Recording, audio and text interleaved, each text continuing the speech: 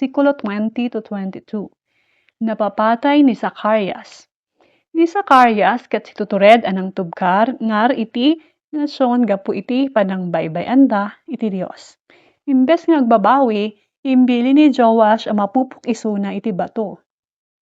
Iladawan ni White daytoy akas nakabutbuteng aramid ti kinaawan utang anakem panagrebelde ken panangtukyad ti mensahero ti Dios.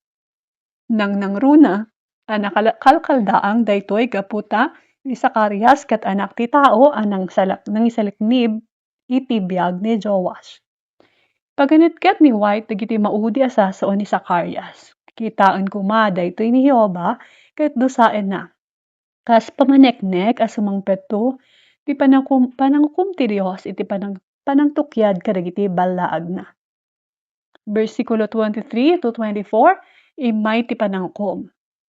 Ilawlawag ni White adi idi naabak ti Huda babaen kadagiti basit a puwersa dagiti Syriano daytoy ket pamaneknek apan pinanawan ida ti salaknib ti Dios gapu ti panangtukyad da ken kuana.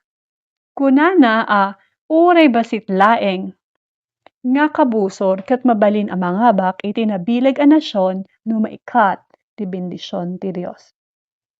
Ti adal ditoy ket ti akinruar a panakabalin iti militar wenno politika ket saan ang makaisalakan iti maysa a tattao anang baybay iti Dios. Versikulo 25 to 27, ti ipapatay ni Joash. Naipapatay ni Joash babaen kadagiti bukod na nga adipin. Iladawan ni White daytoy akas nakalkaldaang bunga ti apostasya. Kinaawan matalek ken panangtukyad iti bilin ti Dios.